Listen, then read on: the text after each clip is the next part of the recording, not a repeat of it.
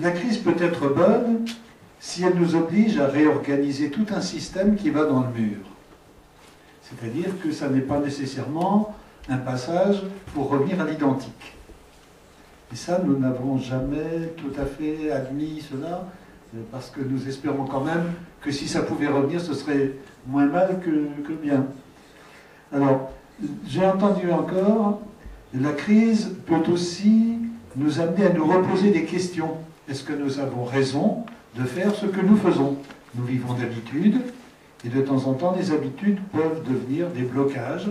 Et quand il y a une crise, que plus rien ne fonctionne, nous nous interrogeons.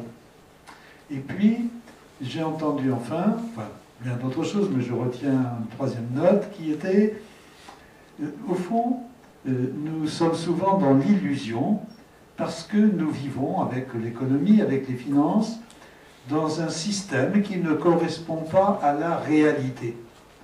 Nous croyons que c'est le réel, puisque nous avons toujours des quantités de chiffres qui sont supposés nous donner les indications. Or, précisément, ces chiffres-là, Claude Bébert nous en a parlé longuement, ne correspondent pas à une réalité. Et ce qui m'amène à dire, mais au fond, nous vivons aussi avec des impressions, avec du ressenti. Et si nous étions déjà dans la croyance? Au fond, crédit, croyance, nous employons les mêmes mots. Et donc la crise nous amène aussi à regarder nos croyances de toute nature.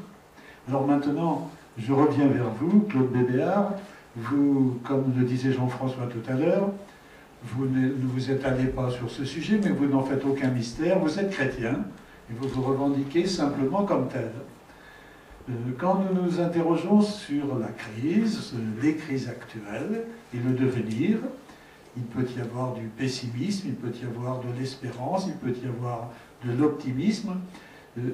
Est-ce qu'il vous semble, à vous, que la foi chrétienne est une ressource? Il y a d'autres ressources, n'est-ce pas? On parle des compétences, on parle des règlements, on parle des renouvellements, de l'investissement, de la politique. Tout ceci sont des ressources face à la crise. Et la foi des chrétiens, est-ce que vous diriez, d'une certaine façon, qu'elle vous fournit ou qu'elle fournit des ressources spécifiques ou pas du tout? Il y a deux choses. La foi, je dirais que normalement, le chrétien doit être optimiste. Parce qu'il sait qu'il peut traverser des épreuves, mais que, in fine, ça se terminera bien. Donc c'est ce que nous appelons toujours l'espérance, n'est-ce pas? L'espérance est quand même une qualité. Est une qualité nécessaire, et ce qui manque aux Français beaucoup. Moi, ce qui me frappe en France, c'est que écouter sur les ondes, etc., je suis inquiet. Ça revient toujours. L'inquiétude. Le Français est inquiet. Un chrétien ne doit pas être trop inquiet. Hein, je crois. C'est normalement. Il vit d'espoir. Donc, ceci est une chose. Deuxièmement, le chrétien, il doit respecter, c'est pas le respecter, il doit vivre les valeurs chrétiennes. Et les valeurs chrétiennes sont des valeurs d'épanouissement de l'individu. Et par exemple, dans l'entreprise, si on considère que l'entreprise, ce n'est que la création de richesse, on n'est pas dans la logique des valeurs chrétiennes. Les valeurs chrétiennes veulent que, me semble-t-il, l'économie, elle est faite pour l'homme, sur l'évangile, elle est faite pour l'homme et pas l'homme pour l'économie. On ne disait pas ça tout à fait comme ça. Hein. De même que rendez à César ce qui est rendu à César et à Dieu ce qui est à Dieu, etc. Tout ça fait que le chrétien, comme le dit mon petit camarade Augustin de Romanet ici, il doit considérer que l'entreprise, ce n'est pas que la création des créations de valeur, c'est l'épanouissement des hommes, c'est l'épanouissement de la société, des hommes dans leur ensemble, et plus particulièrement les plus proches de lui, c'est-à-dire les hommes qui constituent l'entreprise. Donc, je pense que les valeurs chrétiennes sont profondément humanistes. Enfin, je suis convaincu que le respect des valeurs chrétiennes, elles sont créatrices de valeurs.